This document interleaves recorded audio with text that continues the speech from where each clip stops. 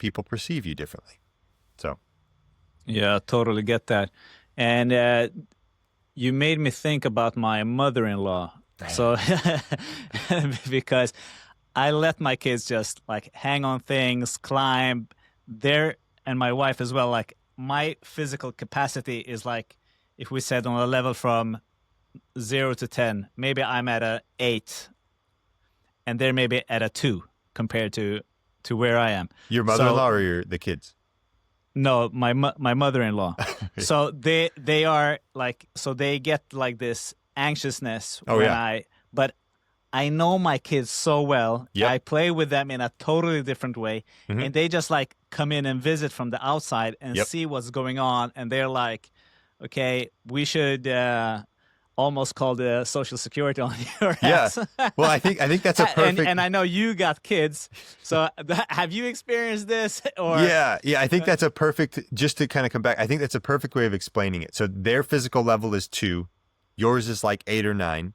And when they come in, anything that like bumps above a 2 is just like blackout gray area. Yeah, There's they no can't control there. They don't know understand what's going on what's there. going on. Yeah. And it just all looks right. scary and dangerous. And that's totally not the case, obviously. And so specifically with children, and I'm actually working on making a little free resource called Raising Heroes. It's a primer on my Instagram that people can get, and I'm going to drop it on July 1st. But one Can of the we things, get that in the show notes? yeah, we can put that stuff in there. Awesome. And I can Cool. mention kind of things at the end that I've got Awesome. projects I'm working on. But Awesome. that one there is in order to facilitate opportunity for your children and to foster their physical development through play, not training. I don't advocate for training babies and children at all. It's play, it's exploration, and that's partly how you achieve a very high level as an adult in parkour or jiu-jitsu or any of those things, is play and like actually doing it out of enjoyment rather than sets and reps. But in regard to children specifically, you can't be that facilitator or a role model if you don't have the abilities yourself. And as you are facilitating opportunity for your children, it's a two-way street. They're learning, you're learning. You're learning about yourself, they're learning about themselves, and you're learning about each other, most importantly. And so, like you said, you've built a relationship with your children, and you know what their facial expressions look like. You know what their abilities are. You know, you can push them a little bit farther than they're comfortable with. And that is where, like, that's parenting to me. And that's coaching to me, is you know your client or your child's ability a little bit better than they do, and you're facilitating positive growth in a safe way. So, yeah, I mean, so happy to hear that, and that you're sharing that on the podcast as well. And what are your non-negotiable as a father for your kids? Yeah, I think. So you mentioned play, not training. That's one thing. And do you have anything else? Yeah, I think that question could go in a lot of different ways. And I just recently had two things that kind of play into that as well. I heard there was an audio, a sculptor was voicing over a reel. He was making a sculpture of him and his child, him holding his child. And he was narrating over the top and saying something to the effect that, you know, there's no amount of money that I would trade for my child, and that most decent parents would say something to that effect. But what does that actually mean? If there's no amount of wealth or money in the world that you would trade for any one of your children, then that means that your children are more valuable than every bit of wealth in the world. And that means that you have something that is more valuable than all the wealth in the world. So you are in part the wealthiest person in the world to have your children. And so kind of going down that vein, a lot of people don't actually spend the time. They would say something to that effect, but they wouldn't. They end up not spending as much time or presence with their children as I think that they should. So for me, a lot of the non-negotiables are being wildly present with my child.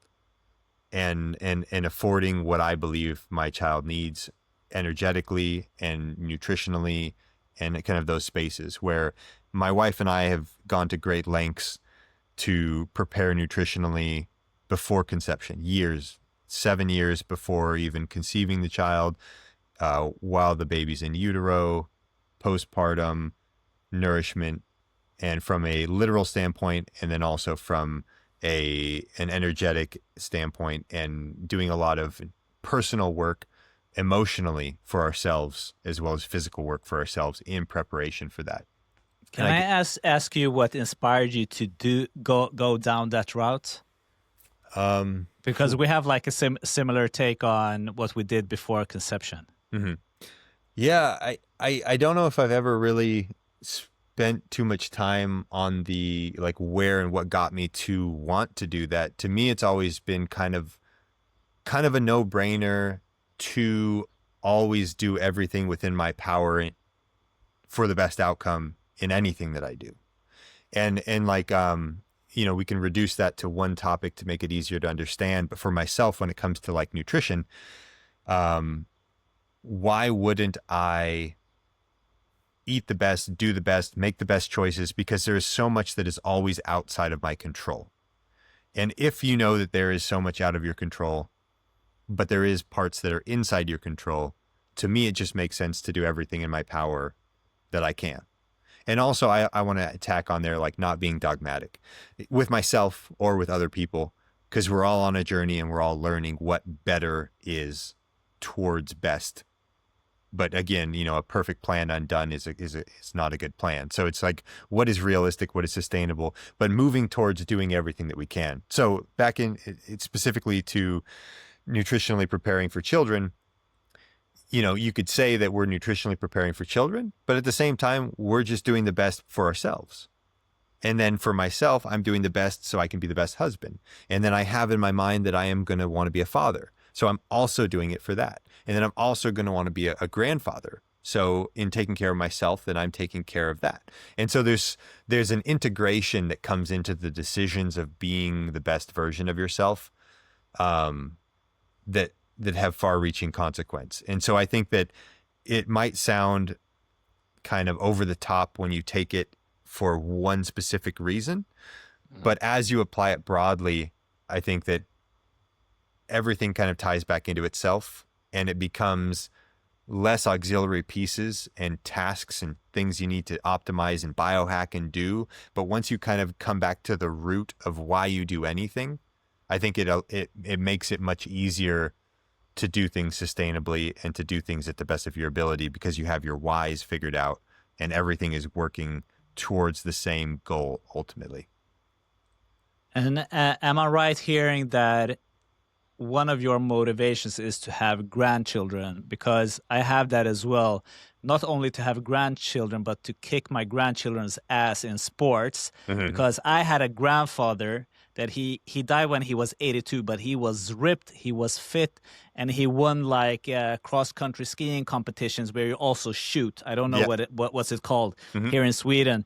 When he was 79 and then died at 82, he winded up in the hospital and he had some tubes up his nose and things up his arm. It was like, I don't want to go down like that. And he just like ripped everything out from his body and just like died on his own terms. Yeah. So that has really motivated me to not become like my father, that was like really unhealthy, really sick, damage in his body, worked as a police officer his whole life, but also like didn't have like the best nutrition, smoked a lot and stuff like that. And I could see his health decline a lot. We were like prepared as young kids that father might pass away due to his lack of health. At the same time, hearing about our grandfather that was this stud, he was fit, he was physically capable, like up until old age. So it was like this perfect storm of the carrot and the stick stories. Yeah. And I would love for you to share, what is your motivation for continuously like growing, develop. It's not only the physical aspects. It sounds like it's the emotional aspects, how to raise a family and so much more. Yeah, I think a lot of the way that I live life is an act of spirituality for me. like the integration of being part of our food, being part of, you know, the raising of our children, being very in the driver's seat of a lot of part of our lives and integrating it. And it also, I think this is partly where people lose a lot of sense of identity, and we've stripped the valuable aspects of our life from them, for even from, you know, like the things that we buy and the clothes that we have. If there isn't any meaning in those, then they kind of just, they lack value, and then we can start to lack identity. For me, yeah, I guess there isn't like a one-liner of why. It's like, why not, I think is a better for me. You know, it's like, if I'm here to live life fully and to enjoy moments and be more present, like there's a saying that, you know, life isn't just about fitness, but everything in life is harder if you're not fit. And I think that by being presented with so many different comforts and shortcuts to information and things, and it ends up making life harder. Like it's a false choice that we can just opt out of these things and not have consequences. So for me, yeah, I guess I don't really have a great answer other than it just seems so obvious to me. Like, Yeah. and it's a reward feedback loop, because as you have these things, and as you have the beauty of, you know, a wonderful wife, wonderful children, and, you know, wonderful food, and all of these things that you have worked hard for, I just can't really imagine doing it any other way, or projecting any other future, and can't help but think about the grandchildren and those things. And it's amazing that your grandfather, you know, outside of the amazing things that he did in his life, he instilled that, being a role model for you, and now you're going to pass that to your children.